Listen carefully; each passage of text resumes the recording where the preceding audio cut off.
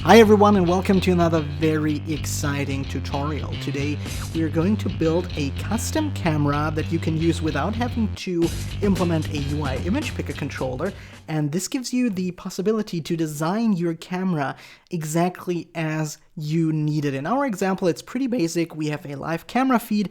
As soon as you press the record button, we're getting to another view controller where you can have a look at a UI image, and you of course can do whatever you want with this UI image. You can process it, you can save it to the camera roll, but again, the cool thing is that you can completely decide how this whole experience works and what you actually need. Before we get into details on that, let me just give you a quick update on the Brian Advent's iOS School Numa community. If you haven't heard of it, I mentioned it last week. You get for $5 a week a ton of possibilities like scheduling one-to-one appointments with me where we can talk about problems, interesting stuff, and so on. You get access to a growing number of courses. I'm only advertising this beginner's course at the moment. The second course, Professional iOS Development with Swift, is not yet updated to Swift 3. So if you're already familiar with Swift in great detail and you just need to know some professional tips and tricks, I'm sure you will get along with this course as well, but I'm going to update that very soon. Also, you get additional information to the weekly YouTube tutorials. This looks something like this. For last week's tutorial, for example, you get some more detailed information about SCN Node and so on. So this is one benefit. So tons of stuff. If you're interested, have a look in the video description below. And the cool thing now is that there is also an option to join this community for free if you become a community leader. So to find out more about what you should do, just click on that link at the bottom of the Numa info page. This includes creating a weekly vlog, which is pretty interesting to share with friends and families what your learning experience has been.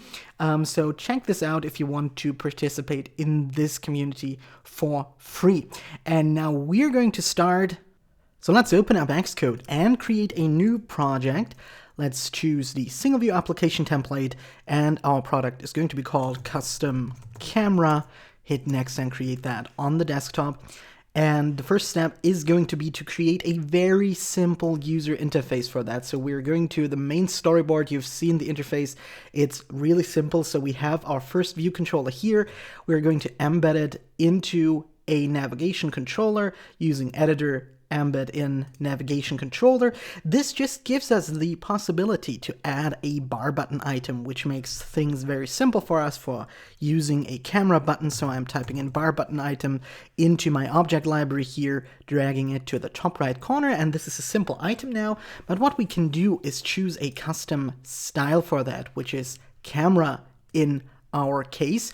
And the other thing that we need to do is creating a new UI view controller where we are going to display our taken photo. And we only need two user interface components for that, a back button and a image view to display the photo.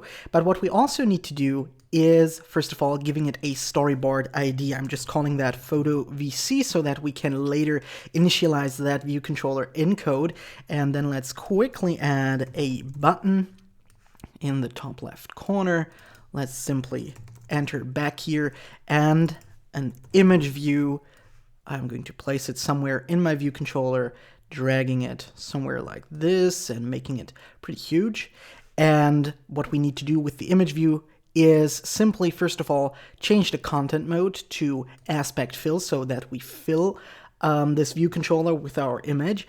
And what we also need to do is adjust the auto resizing mask so that our image view resizes on different screen sizes. So I'm pinning it to all of the four corners, and I'm also making it stretchable in width and height by actually selecting all of the possible auto resizing masks.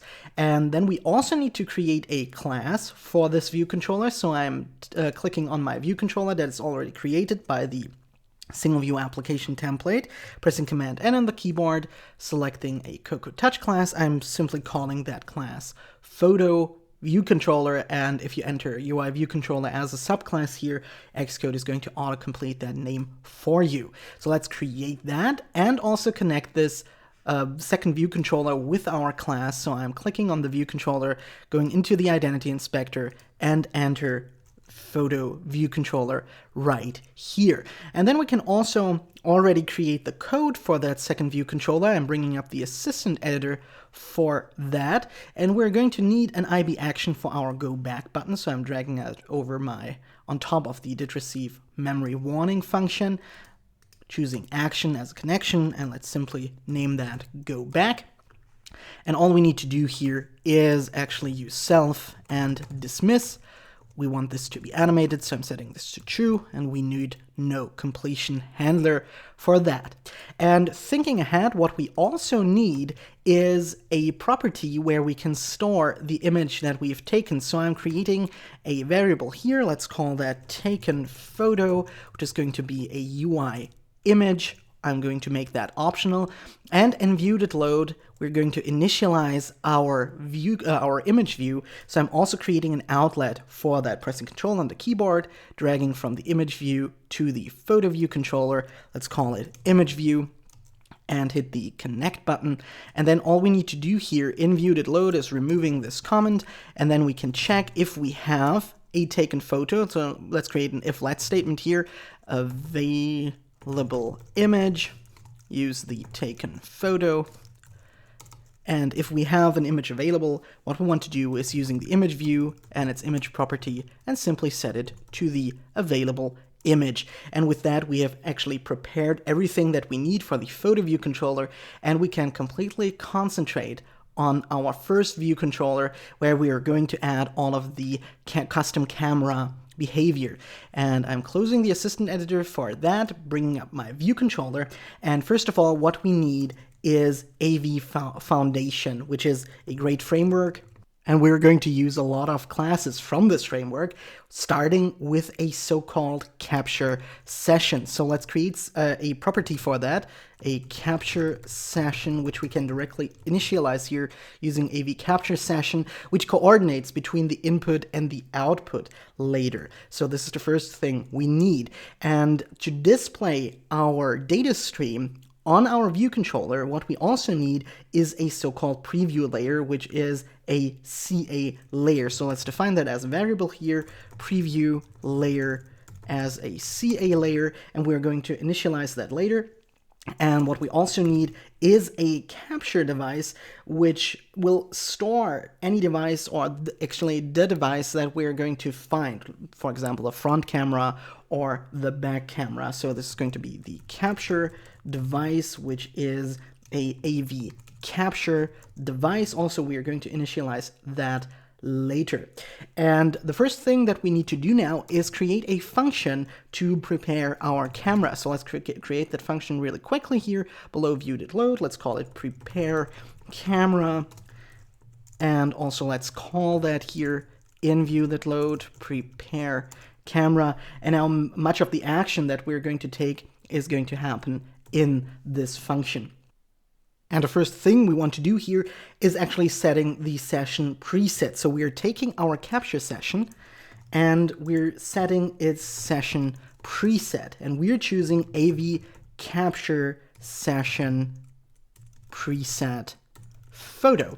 And the AV capture session preset photo selects the best configuration for the caption of a photo. For example, it enables the maximum ISO and exposure duration ranges, the face detection autofocus, and a full resolution JPEG compressed still image output. So this is great for our purposes. And now what we need to do is to check if we actually have devices available that we can use for taking a photo. So we're creating an if-let statement here, calling this object available devices, using AV capture device discovery session, and we're initializing this with device type, media type, and position. So Starting with the device type, we have to supply an array here, so we could choose different device types, and we are using for our purposes the wide-angle camera, but as you can see, you could also initialize that with the built-in microphone. Depending if you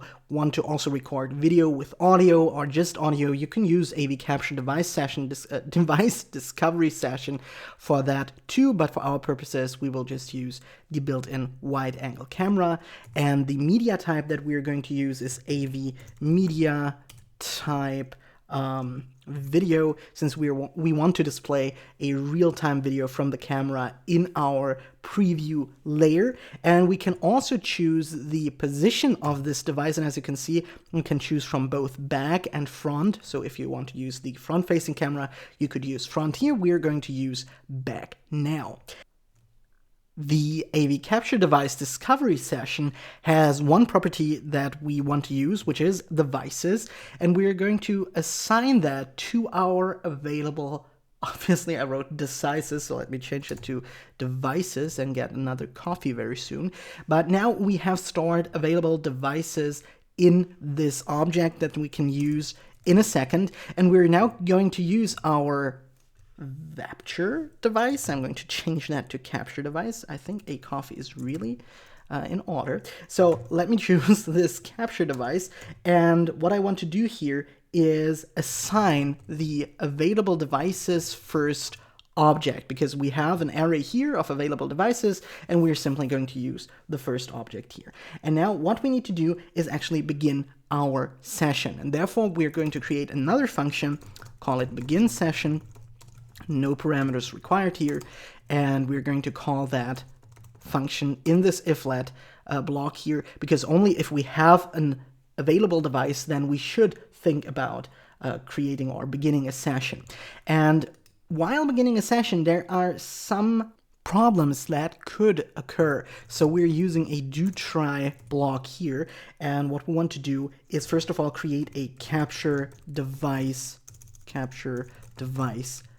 input, and here is one of the problems that could occur. So we are trying to create an AV capture device input, AV capture device input, and initialize that with a capture device. So we already have a capture device, so we can't pass that along. And now this is something that could go wrong, because this triggers a system dialog asking the user to allow usage of the camera. This was, as you might know, introduced with iOS 7 and then later extended to iOS 8 in other countries. And until the user accepts the dialog, the camera input will send a stream of black frames. So there might be a more appropriate way to handle the camera permissions by first checking the current status and the authorization, but we're not going to do that right now. We are only focusing on bringing that input stream to our preview layer. So now that we have this capture device input, what we need to do is add that input to our capture session. So we're taking that, adding an input, and here we're choosing the capture device input. And if anything goes wrong here, we're catching the error and printing it for now on the console. So we're using the error and its localized description. And now that we have our input stream, or we have our input device, and we add that input to our capture session, we can more focus on the preview layer that we already created. There is a CA layer object or a CA layer property, and we can now create another if-let statement. Let's call this preview layer, this object, and now we're using a AV capture video preview layer, and we're going to initialize that with our capture session. And if that works, and we can do that, and we have our preview layer, then we can use our self preview layer property that we've already created and assign the AV capture video preview layer, which is a terrific name. So let's use that here, and then let's use self.view.layer and add a sublayer, which is going to be our preview layer, or self.preview layer. And we can also adjust the frame of that. So we're choosing the self preview layer and its frame and set it to self.view.layer dot frame. And now that we have done all of that, we can actually start our session. So we are taking our capture session and start running. And this only tells our receiver that we now want to get data from the camera, but we cannot output the data yet. So what we need to do is preparing a data output. So let's create another object for that, data output, and initialize that with an AV capture video data output. And then we can adjust the settings here, the video settings. And this requires a dictionary where we have to pass along a pixel format key and also choose the pixel format. So this is going to be a, let's put that in some parentheses because we need to cast that to a string. So this is going to be a constant core video pixel buffer pixel format type key. Need to cast that to a string, and this is going to be our key, and the value is going to be, and this needs to be an NS number to work, so let's cast that to an NS number with the value KCV pixel format type. Let's choose 32BJRA. And with that, we have actually created the video settings, and now we can use our data output and make one last adjustment here, which is always discards late video frames, which indicates whether the video frames are dropped. If they arrive late, this just saves just some performance on your device. Let's set this to true. And now we need to check if our, let me make some more space here. Now we need to check if our capture session is able to add an output. So we use can add output, pass along our data output, and if this works, we can actually use our capture session again and add an output to it, which we're again using the data output for. And then all we need to do is using our capture session again and commit this configuration. But before we continue with our data output, which is responsible for giving us an image that we can save to an image view, which you could later also save to the iPhone's photo library, let's just give this a quick try on a real device. And we should get an error here because we did not yet supply our info plist file with the NS camera usage description, which is needed and required, as I told you earlier. When we create our AV capture device input, the system is going to ask the user if the user wants to allow camera access to our app. So we're going to into the info plist, add a row here, and I'm pasting the NS camera usage description, and this converts to privacy camera usage. And here you can supply a reason why you want to access the camera in your app. I'm going to enter because we can.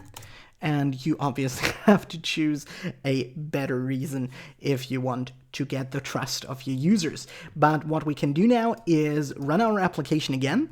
And since I'm running this on a real device, I'm using an app called Reflector to display the device here on screen. And as you can see, we get this alert view with the reason that we supplied. I'm pressing OK right here. And now if I lift the iPhone, you can see that this works quite nicely already. So we have our live stream from the camera. This already works. But now we have to think a little bit more about our data output so that we can actually capture something from this stream. So what we need to do for that is first of all create a queue. So let's create a queue object using a dispatch queue and initialize it simply with a label, which is going to be com brianadvent.capture capture queue. And you, of course, can choose whatever label you choose for your dispatch queue here. And then we're using the data output and set its sample buffer delegate to self, and we supply it with the queue that we just created. And since we now set the sample buffer delegate, which gives us a delegate function later, which is called did_output sample buffer, we also have to adopt the required protocol here, which is the AV capture video output sample buffer delegate. And with that done, we can scroll down a little, maybe remove those empty lines here, and add this capture output did output sample buffer delegate function. And this function is actually called all the time while our capture session is running. So we have to figure out a way to trigger a record function only if the user taps the record button. So what we want to do is go back into our main storyboard and click on our record button, bring up the assistant editor, and scroll down here a little, press Control on the keyboard, and maybe call this action take photo. So with that action, we actually want to trigger the photo, and we're going to need one more property here, which is going to be take photo, which is a bool that I'm initially setting to false. And with that bool, we're actually deciding when we want to take a photo, and all we need to do in our take photo function is actually use that take photo bool and set this to true. And then in our did output sample buffer delegate function, we check if we want to take a photo. And if we want to take a photo, we immediately use that bool and set it to false again, so that we only take one photo, of course. And here we are going to get an image from our sample buffer, but we are going to need to write a separate function for that. So let's just copy that comment here, adding a function below, which is called getImage from sample buffer, and as a parameter we need a buffer, which is a cm sample buffer. And we're getting this sample buffer right here from the delegate function, and we're just passing it along to this getImage from sample buffer function. And the first thing, cm by the way stands for core media, the first thing we want to do is create a pixel buffer object, and we're using a cm sample buffer get image buffer object for that, and we simply pass along the buffer parameter, and then we use a core image, so ci image, initialize it with a ci image with a cv pixel buffer, core video pixel buffer, and pass along the pixel buffer. And then what we also need is a core image context to render the image later.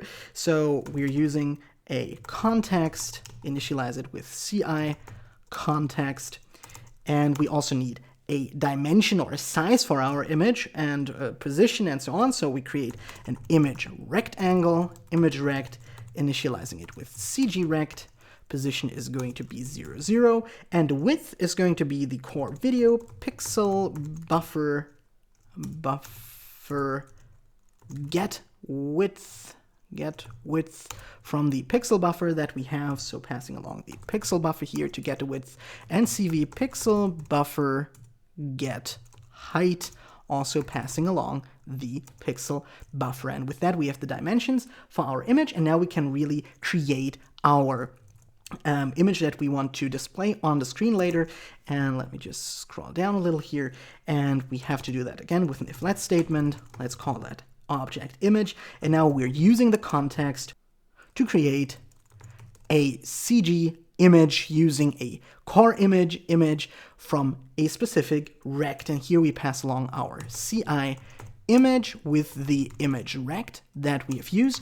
And if this works, if we get our image, we can return a UI image finally here, and initialize that with a CG image with a scale and an orientation. So we pass along the image here. The scale is going to be UI screen, main, and the screen scale, and we move it to the right so that we have the image in portrait orientation. And if none of this worked, then we simply return nil here. But of course, we also should add the return type here to our function, which is an optional UI image. So we can return both nil or a UI image.